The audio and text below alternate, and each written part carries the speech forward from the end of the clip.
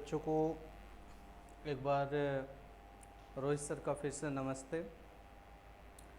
जैसा कि कल भी हमने आपको पढ़ाया था, आपका चैप्टर चल रहा था बेटा कक्षा 12 के रसायन विज्ञान की हम बात करने वाले हैं। कल के चैप्टर में आप क्या पढ़े थे? हम लोग कल के चैप्टर में पढ़ा था हेलो एल्केन, हमारा चैप्टर चल रहा है और कल के चैप्टर में हमने पढ़ा था chemical property of halo alkane, जिसमें हमने पढ़ा था नाभिक प्रतिस्थापन अपक्रिया के बारे में। नाभिक प्रतिस्थापन अपक्रिया क्या है, मैंने इसके बारे में आपको बताया था कल। उसमें कल नाभिक स्नेही प्रतिस्थापन अपक्रिया में ये भी पढ़ा था कि यह अपक्रिया दो प्रकार की होती है, एक SN1 एक होता है SN2।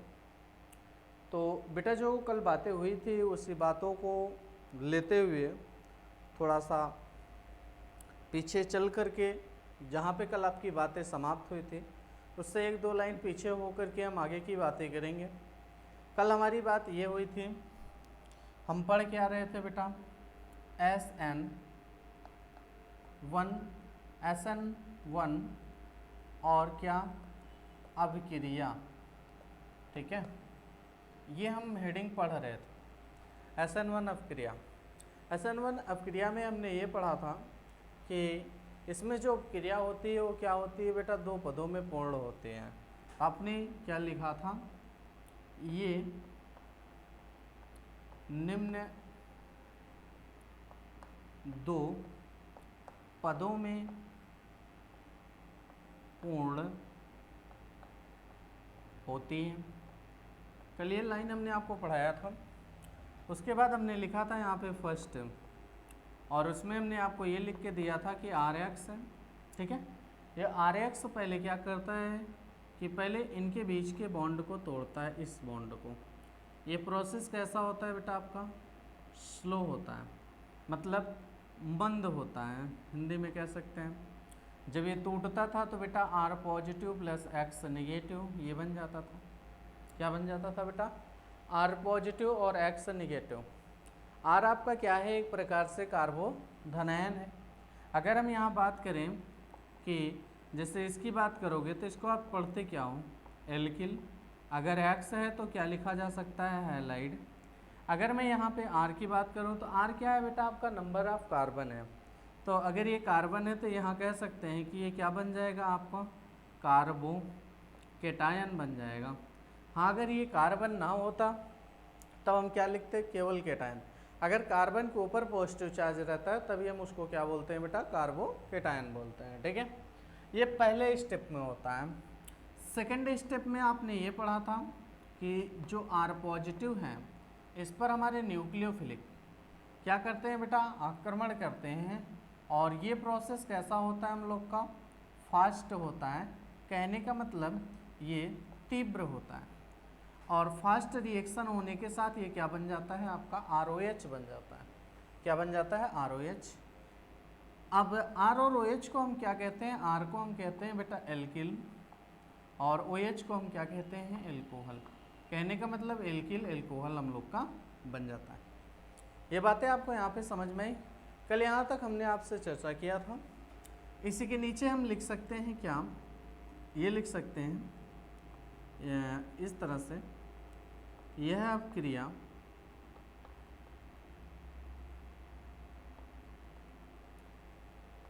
का पहला पद मंद व दूसरा पद तीव्र होता है। पहला पद कैसा होता है बेटा, मंद, और दूसरा पद कैसा होता है हम लोग का, तीव्र होता है। ये चीज़ हम पढ़ेंगे, ठीक है। देखिए अब इसके बाद क्या इसमें हमको देखना है, इसमें ये भी आप जानते हैं कि इसमें केवल एक अणु भाग लेते हों, ठीक है। SN1 अपक्रिया में क्या होते हैं, केवल एक अणु भाग लेता है। इसमें हम लिख सकते हैं, क्योंकि पहले यही तो भाग लिया था, इसमें लिख सकते हैं क्या, आप जैसे अगर एक अणु भाग ले रहा है तो आप ये भी कह सकते हैं कि इसकी कोटि कितनी होगी बेटा, एक होगी। तो आप इसमें लिख सकते हैं जिसमें केवल एक अणु भाग लेता है, इसकी कोटि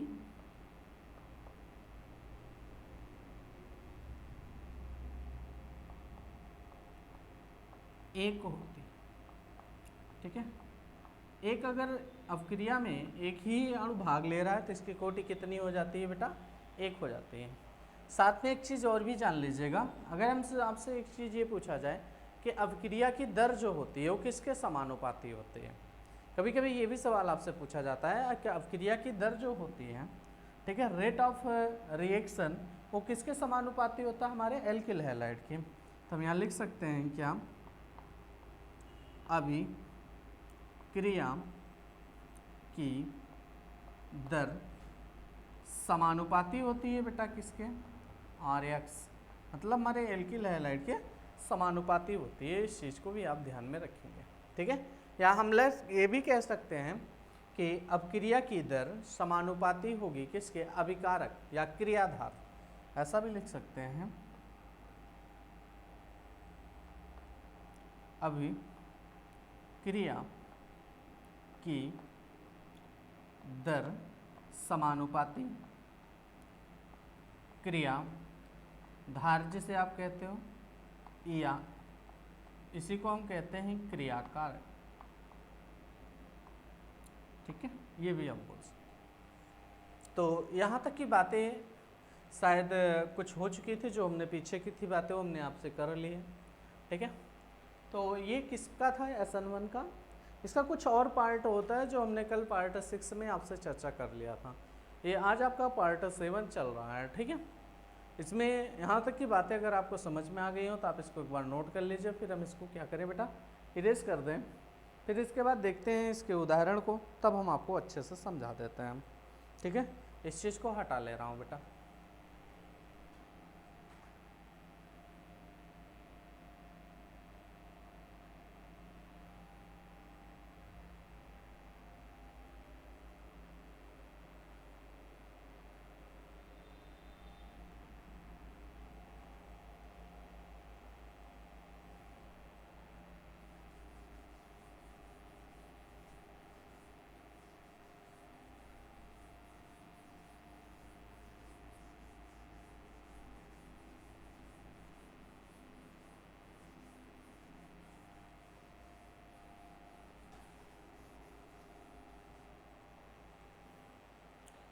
आइए भी इनके हम उदाहरण की बात करते हैं।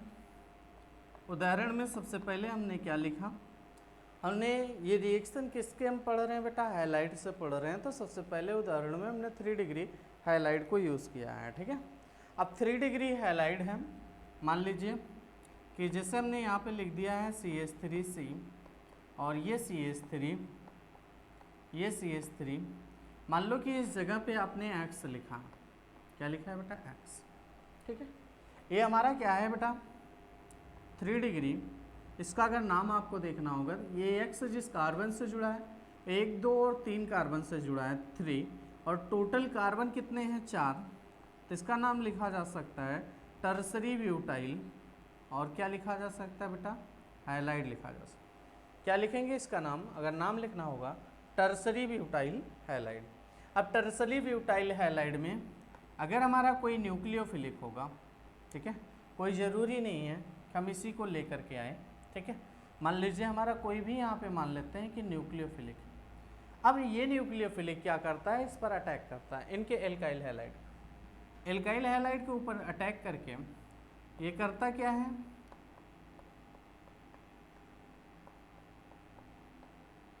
ये आपका न्यूक्लियोफिलिक हो जाता है, और साथ में जो होता है ये हमारा X नेगेटिव बन के निकल जाता है, जिसको हम क्या कह सकते हैं? इस समय हमारा जो बन चुका है, ये जो न्यूक्लियोफिलिक बना हुआ है, ठीक है, इसे हम क्या बोल सकते हैं? Tertiary butyl nucleophilic. अगर मान लीजिए कोई चीज़ वहाँ पर रहेगा न्यूक्लियोफिलिक, तो आपका जैसे OH है तो टर्सरी ब्यूटाइल एल्कोहल आप उसे पढ़ें, ठीक है।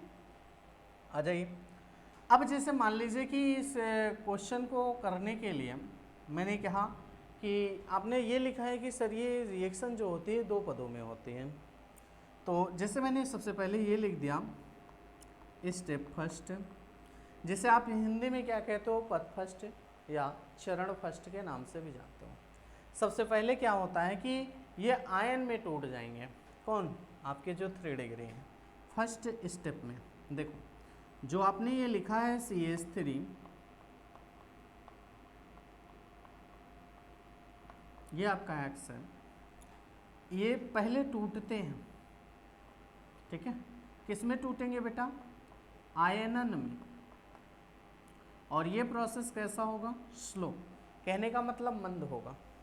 यहाँ से ये बॉन्ड टूटता है, हाँ, जब ये बॉन्ड टूटेगा तो यहाँ बन क्या जाता है, CH3 और ये CH3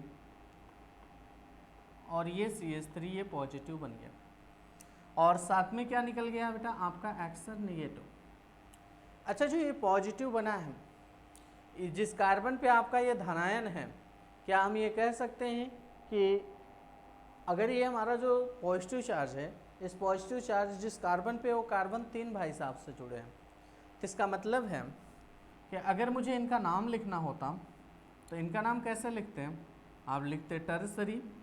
4 लोग हैं तो 4 लोगों का नाम क्या लिखा जाएगा, ब्यूट और वाइल, टर्सरी ब्यूटाइल। आगे क्या लगा देंगे बेटा, कार्बो केटायन लगा देंगे। क्या आप लिख देंगे, टर्सरी ब्यूटाइल कार्बो केटायन करके लिखेंगे, ठीक है।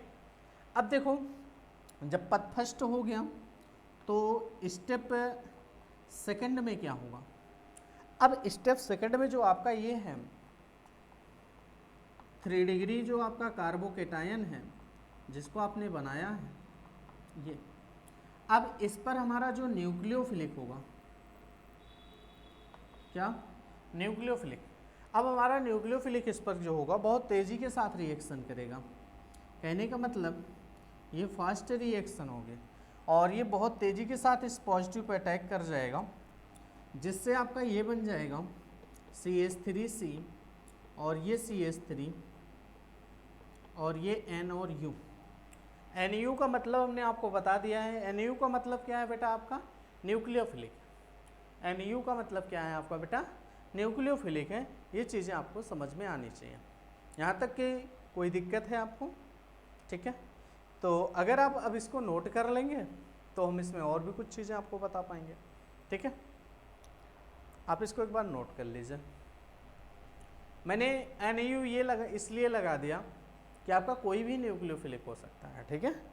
और मैं चाहता तो OH निगेटिव लगा के भी लिख सकता था, CN निगेटिव भी लगा के लिख सकता, ठीक है। अब इस चीज़ को नोट कर लीजिए, फिर हम पढ़ाते हैं।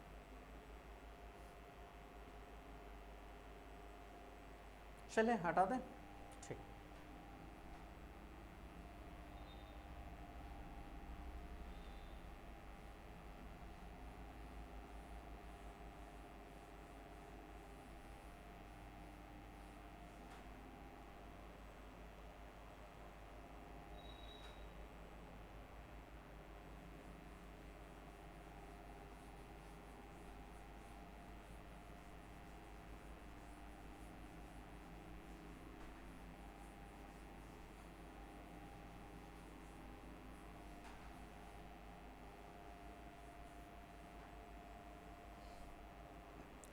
देखिए सवाल में क्या क्या आ रहा है।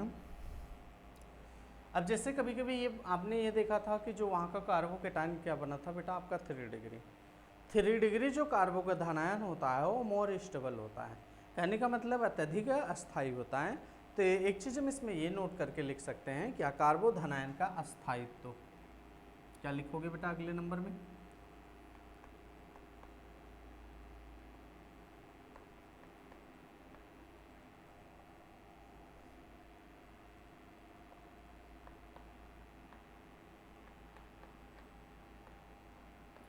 कार्बोधनायन का अस्थायित्व मतलब स्टेबिलिटी ऑफ कार्बोकेटायन। जैसे आप क्या बोलते हो बेटा, स्टेबिलिटी ऑफ कार्बोकेटायन। अब स्टेबिलिटी ऑफ कार्बोकेटायन जब हम बात करेंगे तो एक चीज़ ध्यान रखिएगा, स्टेबिलिटी ऑफ कार्बोकेटायन में सबसे ज़्यादा कंपाउंड कौन मोर स्टेबल होगा ये देखना है। अगर जैसे मैं कह दूं कि यहाँ CH3 और ये प्लस है,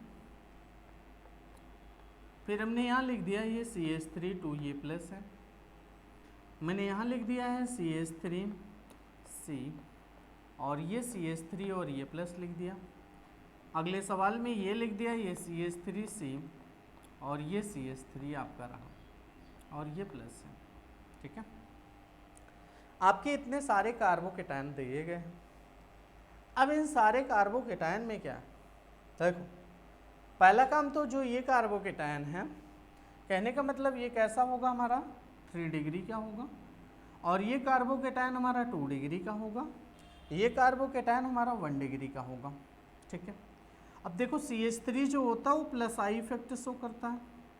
अब बेटा एक चीज़ ध्यान रखना कि जब कभी किसी के ऊपर पॉजिटिव चार्ज हो और अगर उसे कोई इलेक्ट्रॉन देता है, कोई इलेक्ट्रॉन क्या करता है बेटा, देता है, तो जब इलेक्ट्रॉन कोई देने वाला होता है तो इसका पॉजिटिव चार्ज क्या होता है बेटा, घटता है।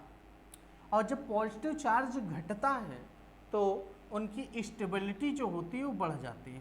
कहने का मतलब यहाँ पे ये लिख सकते हो कि अस्थायित्व जो होता है वो क्या होता है बेटा, आपका बढ़ता है। जब चार्ज घटेगा तब, तो बेटा एक चीज़ हमें ये बताओ, यहाँ देने वाले कितने लोग हैं, एक, तो भैया जब ये देंगे तो इनके ऊपर कौन सा चार्ज आएगा, माइनस। तो माइनस क्या करता है, पॉजिटिव को घटाता है। तो यहाँ देने वाले एक लोग हैं, बट यहाँ देने वाले कितने लोग हैं, 2 लोग, और यहाँ देने वाले कितने लोग हैं बेटा, 3 लोग। तो भैया किसका चार्ज जल्दी कम होगा, उसका चार्ज जल्दी कम होगा। जब इसका चार्ज जल्दी कम होगा तो ये स्टेबल होगा किससे, आपके 2 डिग्री वाले से। अब 2 डिग्री वाला जो स्टेबल होगा 1 डिग्री वाले से। भैया ये प्लस आई इफेक्ट शो कर रहे हैं, यहाँ भी हाइड्रोजन इलेक्ट्रॉन देंगे, लेकिन CH3 की तरह नहीं दे पाएंगे, इसलिए अगर इन दोनों में देखा जाए तो इसकी स्टेबिलिटी ज़्यादा होगी। यहाँ पे ये बात हुई। अगर अब आप डिग्री में निकालोगे तो 3 डिग्री आपका ज़्यादा होगा 2 डिग्री से, और 2 डिग्री आपकी ज़्यादा होगी 1 डिग्री से। बात समझ में आई, ठीक। अब जैसे हम यहाँ पे लिख लिया कार्बोधनायन का अस्थायित्व, अब ये भी हम लिख सकते हैं एल्किल हैलाइड की क्रियाशीलता का क्रम, ठीक है। किसके लिए बेटा, SN1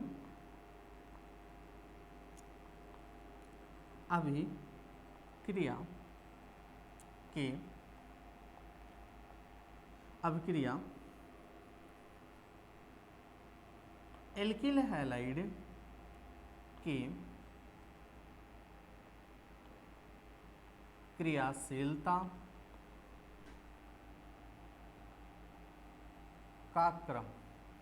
अब देखिए SN1 अभिक्रिया RX के क्रियाशीलता का क्रम, तो क्रियाशीलता के जब क्रम की बात होगी तो जैसे मैं यहाँ पे ये लिख दूँ, ये CH3 है, ये X है, यहाँ पे आपने लिखा है सर CH3 है, ये CH2 और ये X लिखा है, और इस जगह पे आपने लिखा है CH3CH और ये CH3 और ये X लिखा है, और इस जगह पे आपने CH3C और ये CH3 और ये CH3 लिखा है और ये X। अब मान लीजिए जैसे ये क्वेश्चन आपके सामने आ गया है, आप इस क्वेश्चन को बहुत आसानी से भी देख सकते थे कि अगर हम यहाँ के बॉन्ड को तोड़ेंगे तो यहाँ पॉजिटिव आ जाएगा, यहाँ से अगर इसको तोड़ा जाए तो X निगेटिव, ये कार्बन पॉजिटिव होगा, यहाँ से तोड़ोगे ये निगेटिव ये पॉजिटिव, यहाँ से तोड़ोगे ये निगेटिव ये पॉजिटिव। भैया जो ये पॉजिटिव वो 3 डिग्री का है, तो भैया 3 डिग्री में अगर SN1 के लिए आप पढ़ रहे हो तो SN1 अपक्रिया की क्रियाशीलता के क्रम की बात करोगे तो 3 डिग्री इज मोर होगी, ठीक है। किससे, 2 डिग्री से। 2 डिग्री ज़्यादा होगी किससे बेटा, 1 डिग्री से, और 1 डिग्री ज़्यादा होगी किससे, आपके इनसे, ठीक है। अब SN1 अपक्रिया में ऐसा क्यों हो रहा है, क्योंकि SN1 अपक्रिया जो होती है वो 2 पदों में होती है। पहले पद में होता क्या है, पहले पद में आपका ये टूटता है किसका, कार्बन और हाइड्रोजन का बॉन्ड। भाई जब इनका बॉन्ड टूटता है तो टूटने के बाद कार्बोधनायन बनता है, और आपने पढ़ा है कार्बोधनायन में किसकी स्टेबिलिटी ज़्यादा होती है, तो आपके इसके वाले कार्बन, इस वाले यौगिक के, ठीक है। यहाँ तक बातें आपके समझ में आ गई हैं तो आप इनको एक बार नोट कर सकते हो, फिर आगे की क्लास हम देखते हैं, ठीक है। आप इसको नोट कर लीजिएगा।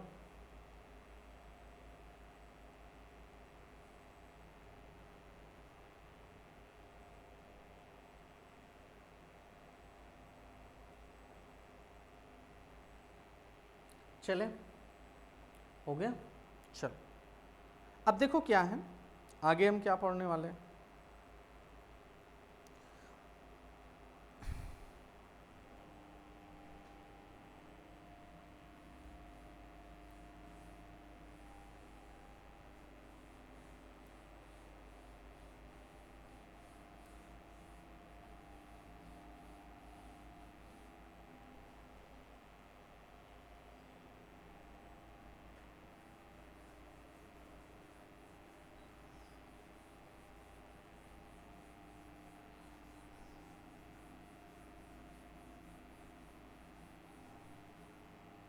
देखो अब आपको यहाँ पे ये लिखना रहेगा SN, जैसे इसमें पढ़ा जाता है त्रिविम रसायन, SN1 अपक्रिया का त्रिविम रसायन, ये हेडिंग आपकी रहेगी। SN1 अभिक्रिया का त्रिविम रसायन। SN1 अभिक्रिया का त्रिविम रसायन क्या है? ठीक है, इसको हम कह सकते हैं stereo chemistry of SN1 reaction. जैसे क्या बोल सकते हो बेटा? Stereo chemistry of SN1 reaction बोल सकते हैं इंग्लिश में अगर बोलना है तो। ठीक है, अब देखो SN1 अभिक्रिया का जब आप त्रिविम रसायन पढ़ने जा रहे हो तो इसमें हम एग्जाम्पल को किसको ले लेते हैं?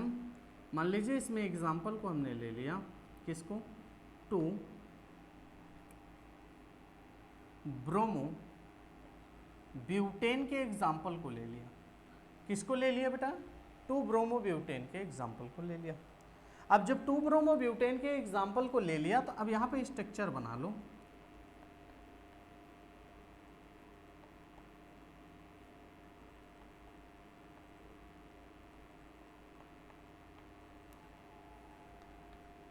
ये मान लो कि आपके पहले की स्ट्रक्चर ये हमने बना दिया, 1 2 3 4। एक सेकंड, Br है, ब्रोमो लिखा है, यहाँ Br लिख लो भाई। ठीक है, अगर वहाँ हेलो लिखा होता तो आप एक्स का इस्तेमाल करते हैं। ठीक है, तो आपने यही पढ़ा है कि इनमें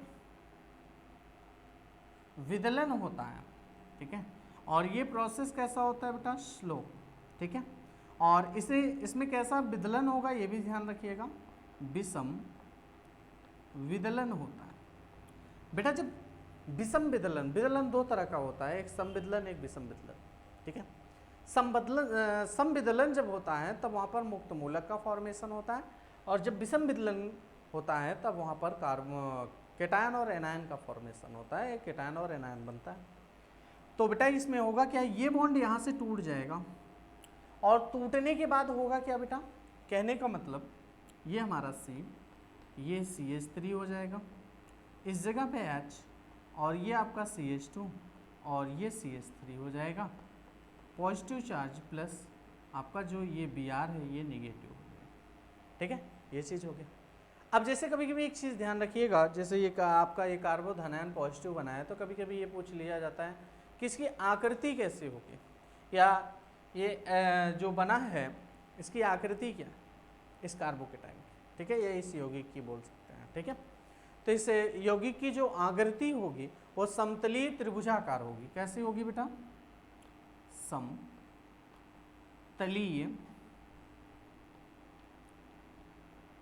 त्रिभुजाकार होगी। कैसा होगा बेटा? समतलीय त्रिभुजाकार होगा। और एक चीज और कभी कभी पूछता है कि इस कार्बोकेटाइन का संकरण क्या है, संकरण पूछ लिया जाता है, जिसको आप क्या कहते हो बेटा? हाइब्रिडाइजेशन कहा जाता है। इसका संकरण जब कभी आपसे पूछा जाता है तो इसका संकरण जो होता है आपका sp2 होता है। क्या होता है बेटा? इसका संकरण sp2 होता है, क्योंकि संकरण में हम लोग क्या पढ़ते हैं? Sigma plus LP। ठीक है, सिग्मा प्लस LP को काउंट करके हम क्या निकाल लेते हैं बेटा? संकरण निकाल लेते हैं, जो आप कक्षा 11 के चौथे चैप्टर केमिकल बॉन्डिंग में पढ़ करके आते हैं। ठीक है, ये बातें वहाँ से हो गई। अब जब आपका ये बन चुका है तो इसके बाद क्या होता है? अब जो ये हमारा त्रिकोणीय त्रिभुजाकार बना हुआ है, अब इस पर हम रिएक्शन करा देते हैं अपने न्यूक्लियोफिलिक से। अब देखो ये जो यहाँ पे बना है, मैं इस चीज़ को यहाँ लिख दे रहा हूँ, ये आपका CH3 हो गया, ये H, ये CH2 और ये CH3, ये पॉजिटिव है। मान लीजिए कि मैं कह दूं कि हमारा जो न्यूक्लियोफिलिक है वो सामने से अटैक करना चाहता है। क्या करना चाहता है बेटा? सामने से अटैक करना चाहता है। जब ये आपका न्यूक्लियोफिलिक सामने से अटैक करता है तब इसे बोलते हैं आप अग्र आक्रमण। क्या बोलेंगे? अग्र आक्रमण बोलेंगे। इसे हम क्या बोलेंगे? अग्र आक्रमण। क्या बोला जाएगा बेटा? अग्र आक्रमण बोला जाएगा। और साथ में ये लिखा जाएगा, ये CH3, ये H, ये CH2 और ये बेटा आपका CH3 हो जाएगा। ठीक है, और इस जगह पे क्या लग जाएगा, आपका OH लग जाएगा। ठीक है, आप इस तरह से लिखोगे। लेकिन अगर यही मान लीजिए हमारा जो OH निगेटिव है, मान लो ये पीछे की साइड से अटैक किया, क्या किया बेटा, पीछे की साइड से अटैक किया। अगर ये जब पीछे की साइड से अटैक करेगा तब इसे हम बोलते हैं पश्च आक्रमण। तब क्या बोलेंगे बेटा, पश्च आक्रमण। उस समय जो आपका बनेगा ये बन जाएगा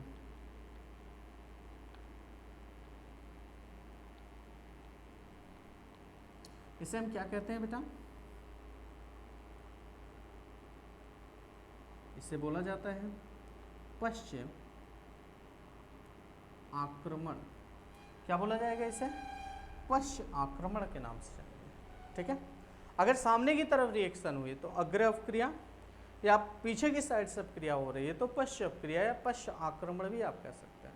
ठीक है, यहाँ तक की बातें समझ में आ गई। ये रहा आपका SN1 अपक्रिया का त्रिविम रसायन।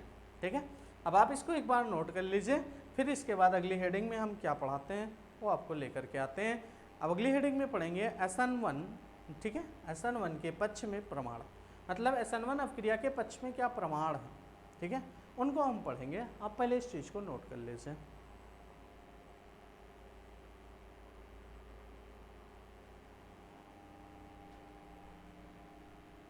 हटा दे रहा हूँ ये।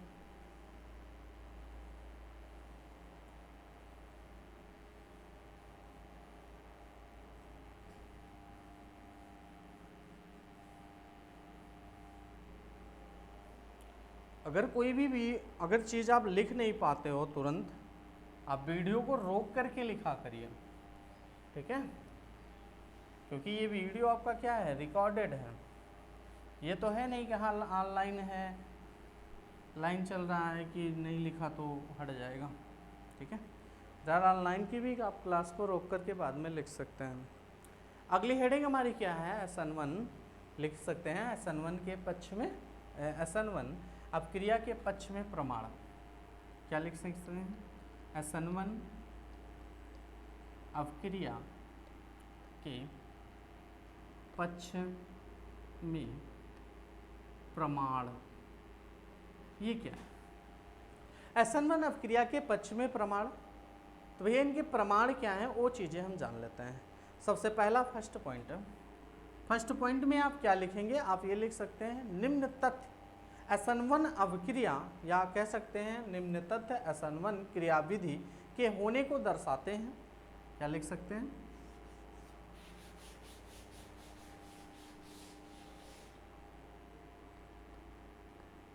निम्न तथ्य SN1, क्या लिखेंगे, SN1 क्रिया विधि। ठीक है, क्या लिखा जाएगा, निम्न तथ्य SN1 क्रिया विधि के होने को दर्शाते हैं, कि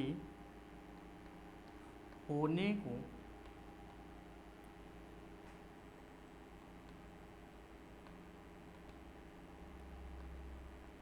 दर्शाते हैं, ये चीज़ लिखा है। ठीक है, दर्शाते हैं, निम्न तथ्य SN1 क्रियाविधि के होने को दर्शाते हैं। अब कौन कौन से तत्व हैं, सबसे पहले नंबर में आता है वेग समीकरण। वेग समीकरण का मतलब क्या है, वेग बराबर के मतलब अभिकारक। पहले पॉइंट में लिखेंगे, फर्स्ट में वेग समीकरण, जिसको आप लिखेंगे वेग के मतलब अभिकारक। ये अभिकारक के ऊपर डिपेंड होते हैं। अभिकारक का मतलब ये होता है कि वेग का जो समीकरण होता है अभिकारक के मतलब अभिकारक के ऊपर भी डिपेंडेंट होता है। ये कौन सा डिग्री है ये भी बहुत मायने रखता है। हाँ, उसमें ये भी मायने रखता है कि मान लीजिए कौन सा हाइड्रोजन में कौन सा चीज़ लगा है, आई लगा है कि फ्लोरीन लगा है, ये भी चीज़ आपकी इसमें मायने रखती है। ठीक है, अब देखिए दूसरा पॉइंट इसमें क्या कहता है, इसमें बेटा रेशमिक मिश्रण बनता है। रेशमिक मिश्रण का मतलब होता है जिसमें बेटा D से L और L से D फॉर्म बने। ठीक है, उसे हम क्या कहते हैं बेटा, रेशमिक मिश्रण कहते हैं। और तीसरा पॉइंट ये भी लिख सकते हैं तीसरे पॉइंट में अच्छा जो इनका कार्बोकेटायन था वो कैसा था बेटा, sp2। तो आप यहाँ क्या लिख सकते हैं, sp2 संकरित कार्बोधनायन का बनना, sp2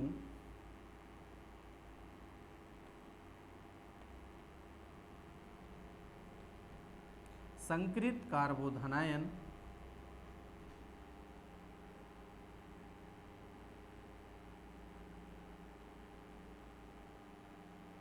का बनना, मतलब sp2 संकरित कार्बोधनायन का बनना, ये सारे पक्ष के प्रमाण हैं किसके बेटा, आपके SN1 अपक्रिया, ठीक है।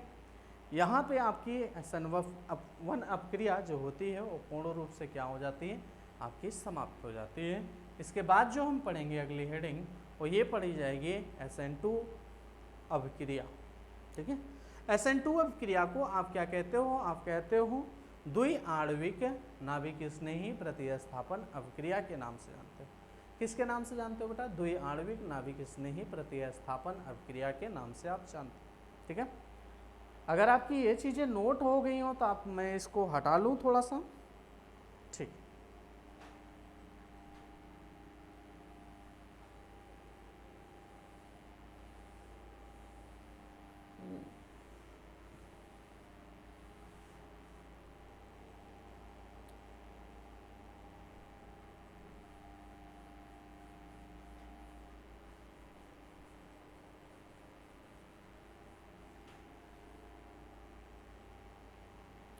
अगले नंबर की हेडिंग में क्या पढ़ेंगे, SN2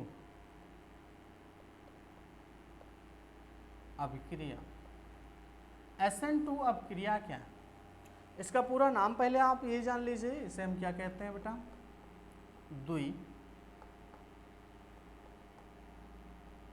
आणविक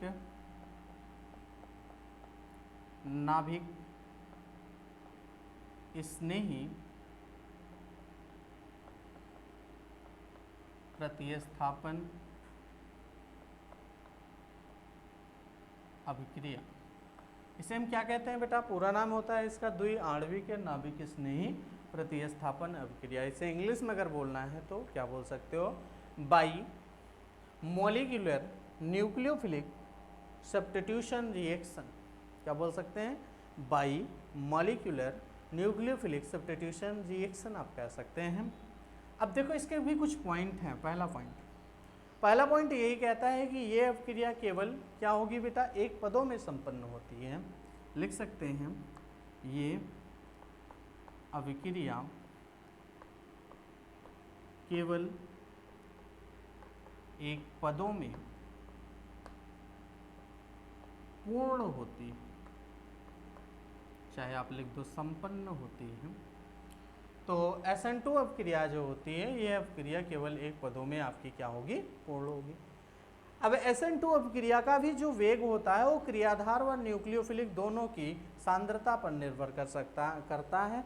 तो इसका मतलब है कि इसको हम लिख क्या सकते हैं, इसको ये लिखा जा सकता है कि इनका वेग किसके बेटा, SN2 में क्या लिखेंगे, इनका वेग का क्रियाधार व न्यूक्लियोफिलिक की सांद्रता पर निर्भर करता है। सेकंड पॉइंट में इनका वेग क्रियाधार व न्यूक्लियोफिलिक दोनों की सांद्रता पर निर्भर करता है। कौन करता है बेटा आपका, ये आपके SN2 अभिक्रिया। SN2 अभिक्रिया जो होती है, जो इनका वेग होता है वो हमारे क्रियाधार और बेटा हमारे न्यूक्लियोफिलिक दोनों की सांद्रता पर निर्भर करता है, ठीक है। अब एक चीज़ यहाँ पे ये भी ध्यान रखना होता है, जैसे इसके पहले पढ़ा था SN1 अभिक्रिया। SN1 अभिक्रिया में आपने क्या पढ़ा था, वहाँ पर उनकी कोटि कितनी होती है बेटा, एक। तो इसमें लिखेंगे यह एक द्वितीयक कोटि अभिक्रिया है। तीसरा पॉइंट है, ये भी नोट कर लीजिए, यह एक द्वितीयक कोटि अभिक्रिया है। ये क्या होती है बेटा, एक द्वितीयक कोटि अभिक्रिया होती है और इनका वेग जो होता है वो क्रियाधार और नाभिक स्नेही दोनों के ऊपर डिपेंड होगा। तो चौथे पॉइंट में ये भी लिख सकते हैं, इनका वेग बराबर क्या लिखेंगे बेटा, क्रियाधार या जिसे आप कहते हैं अभिकारक, और बेटा किसके, नाभिक स्नेही, ये दोनों के ऊपर होते हैं। ठीक है, इनका वेग डिपेंड हो जाएगा। आगे ये भी लिखा जा सकता है, नेक्स्ट पॉइंट एक और इनकी वस्ती है, उसमें हम लोग ये पढ़ते हैं कि ये बोला जाता है कि इसमें एक संक्रमण अवस्था का निर्माण होता है। SN2 अपक्रिया में क्या होता है, एक इंटरमीडिएट प्रोडक्ट का निर्माण होता है। तो आप क्या लिख सकते हैं 5वें पॉइंट में, इसमें एक संक्रमण अवस्था का निर्माण होता है। इसमें क्या होता है बेटा, एक संक्रमण अवस्था का निर्माण होता है। इसमें आपको क्या है देखने को मिलेगा, एक इंटरमीडिएट प्रोडक्ट देखने को मिलेगा, मतलब एक संक्रमण अवस्था का निर्माण होता है। ठीक है, ये रही कुछ इनके डेफिनेशन जो हमने आपको करा दिया है। ठीक है, अब इसको एक बार आप नोट कर लीजिए, तो इनका हम उदाहरण आपको कराते हैं। ठीक है बेटा,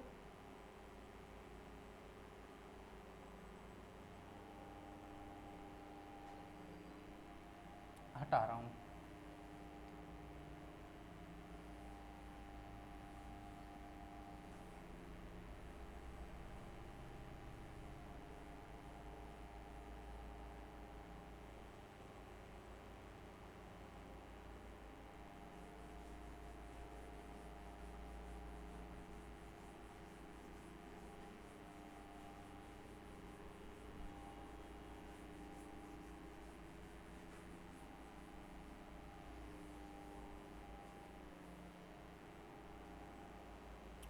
देखो आगे क्या है, हम किसका देखने जा रहे हैं बेटा, SN2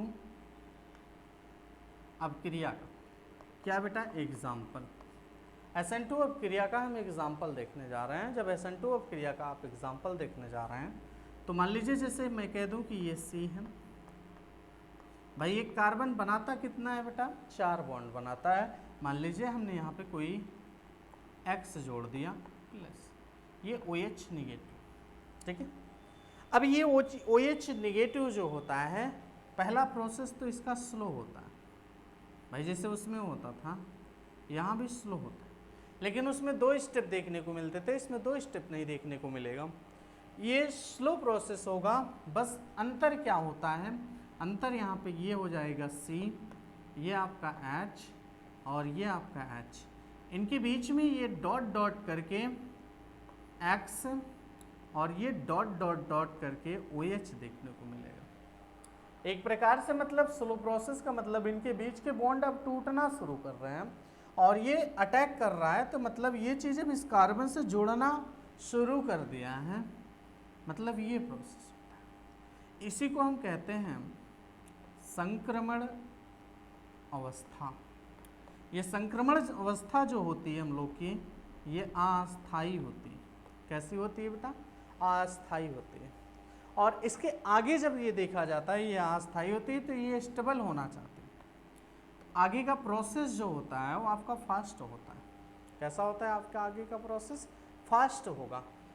ठीक है, जब ये आगे का प्रोसेस फास्ट होगा तो कहने का मतलब ये है कि इस जगह पे हमारा OH, ये कार्बन, ये आपका H, इस तरह से। ठीक है, अगर एक प्रकार से हम आपसे कहें कि एक कार्बन है तो इसे हम क्या कहते हैं, मिथाइल, और X है तो क्या कहा जाता है बेटा, हैलाइड। और इस जगह पे एक कार्बन है तो यहाँ क्या लिखोगे बेटा, मिथाइल, और अगर OH है तो क्या बोला जाता है बेटा, एल्कोहल। मतलब यहाँ पे मिथाइल एल्कोहल बन गया। इसमें भी एल्कोहल, इसमें भी हैलाइड से एल्कोहल बनता है, SN1 अपक्रिया में भी एल्कोहल हैलाइड से एल्कोहल।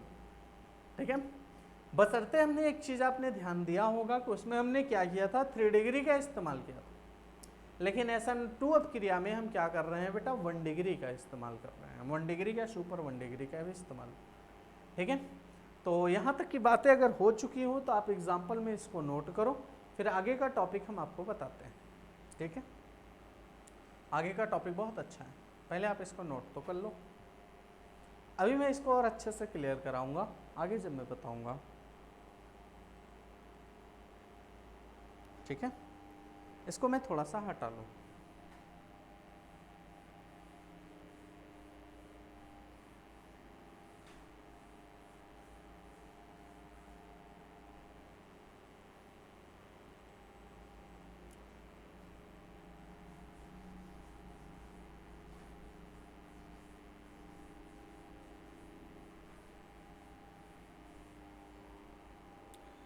देखिए आगे है क्या, आगे आपका ये दिया गया है, जिससे मान लीजिए आपने लिखा क्या, आपने जो पढ़ा है उसी के ऊपर अब हम थोड़ा सा कुछ बातें कर लें।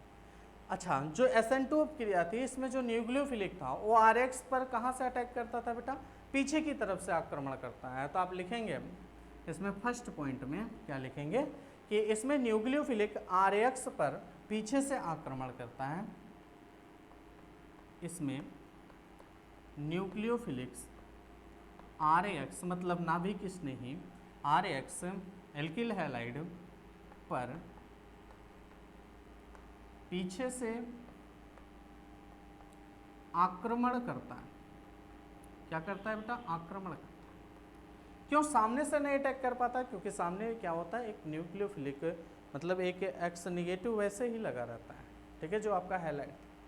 अब भाई SN1 में क्या था, वो तो टूट गया था, कार्बोकेटायन था, तब वहाँ पे न्यूक्लियोफिलिक अटैक किया।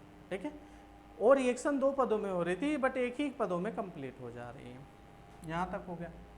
अब देखो इसका दूसरा पॉइंट क्या है, आपने ये लिखा था कि क्रियाधार मतलब कौन था, जिसे आप अविकारक कहते हो, मतलब RX ना।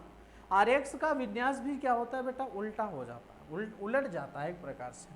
क्या लिखा जाएगा कि अविकारक या क्रियाधार जिसे आप कहते हैं RX, क्या चीज़ बेटा, RX का विन्यास उलट जाता है, का विन्यास उलट या उल्टा, ऐसा लिखो, उलट जाता है। अगर आपको थोड़ा सा देखना हो तो एक चीज़ देखो, जब मैंने आपको एग्जाम्पल की शुरुआत किया था तो यहाँ से ये चीज़, बस जब लास्ट में हमने आपको रिजल्ट बना के दिया था तो ये बन गया। जैसे कभी आपने छाते को देखा है, बरसात के मौसम में आप छाते को लेकर के चलते हो तो गुंबद टाइप का बना रहता है आपके नीचे की तरफ, अगर हवा चले तो छाता उलट जाता है, उल्टा हो जाता है। तब जब छाता को उल्टा करोगे तो डंडी ऊपर हो जाएगी और गुंबदाकार क्या हो जाता है, नीचे हो जाता है। तो कहने का मतलब होता है क्रियाधार या अविकारक का विन्यास जो होता है वो कैसा होता है बेटा, उलट जाता है। एक प्रकार से हम ये कह सकते हैं, अर्थात D से L फॉर्म, क्या बोल सकते हैं, अर्थात D से L फॉर्म व L से D फॉर्म में बदल जाता है। क्या लिखा जा सकता है, अर्थात D से L व L से D फॉर्म बनता है। ठीक है, कहने का मतलब है कि D से L व L से D फॉर्म बनता है। यहाँ पे ये चीज़ें आपकी हो जाती हैं। अगर आपको नोट भी करना है तो आप ऐसे इसको भी नोट कर सकते हो। क्या चीज़, जैसे तेज आंधी में हवा, या जैसे कह सकते हैं तेज आंधी में या हवा में छाता उलट जाता है। जैसे तेज आंधी या हवा में छाता उल्टा हो जाता है। अब इसके पहले मैंने आपको उदाहरण बताया कि कोई छाता है और उस छाते को अगर थोड़ा सा तिरछा करो, धूप चलता रहे तो छाता पलट जाता है, उस नेचर का हो जाता है। ठीक है, अब इसमें ये भी लिख सकते हैं कि इस घटना को वाल्डन प्रतिलोम भी कहते हैं। इस घटना को हम क्या कहते हैं, इस घटना को वाल्डन प्रतिलोम कहते हैं। इस घटना को क्या कहा जाता है बेटा? वाल्डन प्रतिलोम कहा जाता है। इस घटना को हम क्या कहते हैं बेटा? वाल्डन प्रतिलोम कहते हैं। ठीक है, यहाँ तक की आपकी बातें ये जो हुई होंगी वो क्लियर हो चुकी होंगी। ठीक है, तो आगे देखते हैं अगले टॉपिक में हम क्या पढ़ते हैं। SN1 अपक्रिया का त्रिविम रसायन। SN1 अपक्रिया का त्रिविम रसायन। SN1 अपक्रिया का, अब देखो जैसे आपने पढ़ा था SN1 अपक्रिया का त्रिविम रसायन, इसी तरह से SN2 अपक्रिया का भी त्रिविम रसायन होता है। क्या होता है? इनका भी त्रिविम रसायन होता है। अगले नंबर की हेडिंग में हम ये क्या पढ़ने वाले हैं?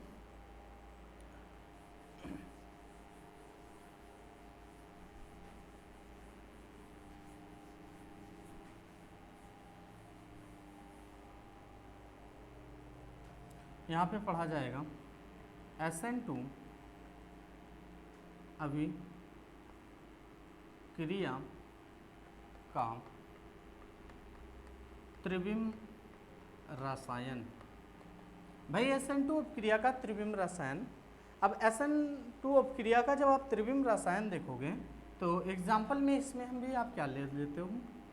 एग्जाम्पल में आप क्या लोगे? 2, मान लो इसमें भी हमने ले लिया 2 ब्रोमो ब्यूटेन। क्या ले रखा है बेटा? 2 ब्रोमो ब्यूटेन। इस एग्जाम्पल में भी हमने क्या ले रखा है आपके लिए? 2 ब्रोमो ब्यूटेन का इस्तेमाल किया। अब 2 ब्रोमो ब्यूटेन में क्या है? 2 ब्रोमो ब्यूटेन में सबसे पहले आप क्या करते हो? किसी का स्ट्रक्चर बनाते हो, और जब आप इसका स्ट्रक्चर बनाओगे तो स्ट्रक्चर बनाने पे क्या होगा? जैसे भाई जैसे उसमें हमने स्ट्रक्चर बनाया था क्या? C, ये आपका CH3 हो जाता है, ये आपका H, ये आपका CH2 और ये CH3 हो जाता है, और इस जगह पे ये भी R लग जाता है। ठीक है, अब बेटा एक चीज़ इसमें ध्यान रखिएगा, मैं थोड़ा सा इधर बहुत किनारे लिख दिया, इस चीज़ को और अच्छे से थोड़ा सा समझाना है। इस चीज़ को हटा दो थोड़ा सा। देखो ये है आपका C और ये लिखा गया CH3 ये H, और ये है आपका CH2 और ये रहा आपका CH3, और इस जगह पे हमने लगा दिया है बेटा ये भी है। अब इसमें जो होता है कि हम लोग का OH निगेटिव ये क्या करता है बेटा? पीछे की तरफ से अटैक करता है, और जब ये पीछे की तरफ से अटैक करता है तो ये प्रोसेस कैसा हो जाता है? आपका स्लो होता है। ये आपने पढ़ा, ये प्रोसेस कैसा होता है? स्लो होता है। जैसे मान लीजिए इस समय हमारा ये क्या बना हुआ है? डी फॉर्म बना हुआ है। क्या बना है बेटा? डी फॉर्म बना है।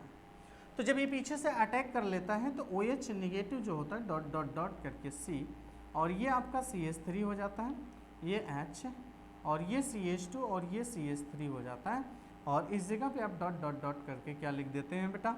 Br लिख देते हैं। ये कौन सी अवस्था हो जाती है आपकी? यही हमारी बन जाती है संक्रमण अवस्था, जो अभी हम इसके बारे में पढ़े थे। ये हमारी क्या बन चुकी है बेटा? संक्रमण अवस्था। अब आगे क्या होता है? ये प्रोसेस फास्ट हो जाता है। ये क्या हो जाता है बेटा? फास्ट। अब जब ये प्रोसेस फास्ट होता है तो ये कंप्लीटली बॉन्ड यहाँ से टूट जाता है, कंप्लीट रूप से टूटता है, और जब ये कंप्लीट रूप से टूटता है तो हमारा जो OH निगेटिव होता है ये पूर्ण रूप से आपका इसमें जुड़ जाता है। तो जब इसमें पूर्ण रूप से आपका जुड़ जाता है तो इसका स्ट्रक्चर कुछ इस तरह से हो जाता है, ये चीज़, और ये H, ये हमारा बन जाता है L फॉर्म। ये क्या बन जाता है बेटा? हमारा L फॉर्म बन जाता है। यहाँ तक की बातें आपकी क्या हो चुकी हैं? क्लियर हो चुकी है। ठीक है, अब आप इन चीज़ों को नोट कर लीजिए। इसको नोट करने के बाद आप ये भी लिख सकते हैं SN2 अपक्रिया के लिए RX की क्रियाशीलता का क्रम। क्या लिख सकते हैं? SN2 अभिक्रिया के लिए RX की क्रियाशीलता का क्रम।